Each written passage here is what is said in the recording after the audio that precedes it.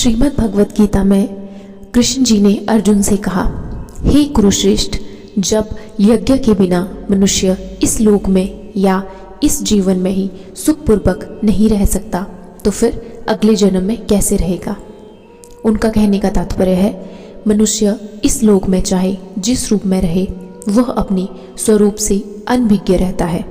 दूसरे शब्दों में भौतिक जगत में हमारा अस्तित्व हमारे पापपूर्ण जीवन के बहुगुणित फलों के कारण है। अज्ञान की पापपूर्ण जीवन का कारण है और पापपूर्ण जीवन ही इस भौतिक जगत में अस्तित्व का कारण है। मनुष्य जीवन ही वह द्वार है जिससे होकर इस बंधन से बाहर निकला जा सकता है। अतः वेद हमें धर्म, अर्थ, काम तथा मोक्ष का मार्ग दिखलाकर बाहर निकलने का अवसर प्रदान करते हैं। धर्म या ऊपर संतूत अनेक प्रकार की यज्ञ हमारी आर्थिक समस्याओं को स्वतः हल कर देते हैं। जनसंख्या में वृद्धि होने पर भी यज्ञ संपन्न करने से हमें प्रचुर भोजन, प्रचुर दूध इत्यादि मिलता रहता है। जब शरीर की आवश्यकता पूर्ण होती रहती है तो इंद्रियों को संतुष्ट करने की बारी आती है। अतः वेदों में नियमित इंद्रिय तृप्ति के लिए पवित्र विवाह का विधान है। इस प्रकार मनुष्य भौतिक बंधन से छूटकर उच्च पद की ओर अग्रसर होता है और मुक्त जीवन की पूर्णता परमेश्वर का सानिध्य प्राप्त करने में है। यह पूर्णता यज्ञ संपन्न करके प्राप्त की जाती है।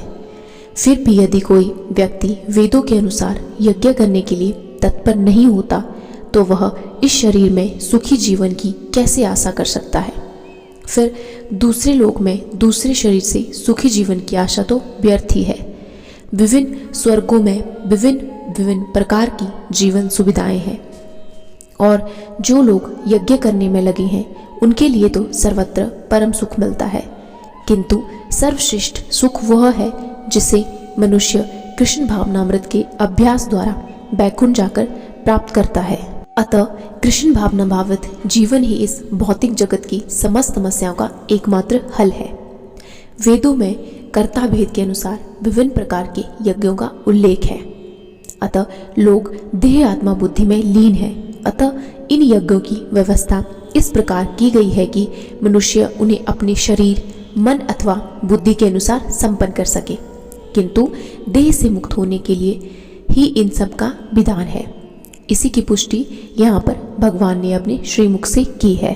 श्री कृष्ण जी अर्जुन से कहते हैं, हे परंतप, द्रव्य यज्ञ से ज्ञान यज्ञ श्रेष्ठ है। हे पार्थ, अंत तोक्त्वा सारे कर्म यज्ञों का अवसान दिव्य यज्ञ में होता है। अर्थात समस्त यज्ञों का यही एक प्रयोजन है कि जीव को पूर्ण ज्ञान प्राप्त हो, जिससे वह भौतिक कष्टों से छुटकारा पाकर अंत में परमेश्वर की दिव्य सेवा कर सके। तो भी इन सारे यज्ञों की विविध क्रियाओं में रहस्य भरा है और मनुष्य को यह रहस्य जान लेना चाहिए। कभी कभी कर्ता का श्रद्धा के अनुसार यज्ञ विभिन्न रूप धारण कर लेते हैं। जब यज्ञकर्ता की श्रद्धा दिव्य ज्ञान के स्तर तक पहुंच जाती है तो उसे ज्ञान रहित द्रव्य यज्ञ करने वाले से श्रेष्ठ माना जाता है, क्योंकि ज्ञान के बिना यज्ञ भौतिक स्तर पर रह जाता है और इनसे कोई आध्यात्मिक लाभ नहीं हो पाता। अर्थात ज्ञान का अंत कृष्ण भावनामृत में होता है, जो दिव्य ज्ञान की सर्वोच्च अवस्था है। ज्ञान की उन्नति के बिना यज्ञ मात्र भौतिक कर्म बना रहता है, किंतु जब उसे दिव्य ज्ञान के स्तर तक पहुंचा दिया जाता है तो ऐसे सारे कर्म आध्यात्मिक स्तर प्राप्त कर लेते हैं। चेतना भेद के अनुसार ऐसे यज्ञ कर्म कभी कभी कर्म कांड कहलाते हैं और कभी ज्ञान कांड। यज्ञ वही श्रेष्ठ है जिसका अंत ज्ञान में हो।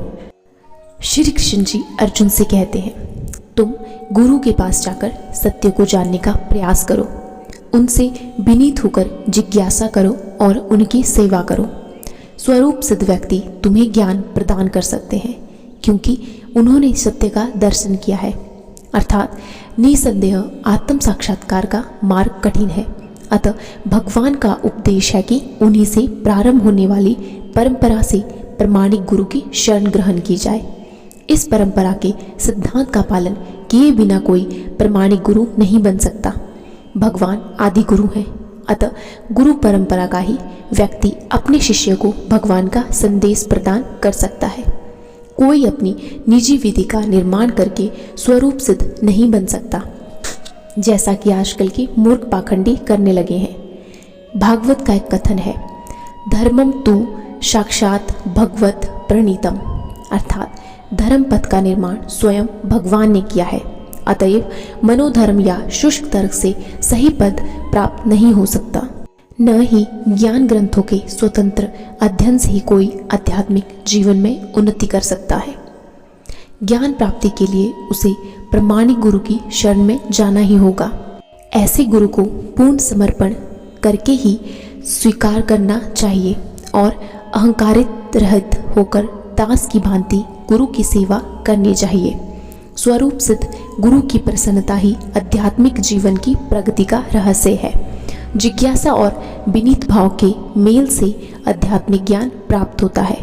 बिना विनीत भाव तथा सेवा के विद्वान गुरु से की गई जिज्ञासाएं प्रभावपूर्ण नहीं होंगी।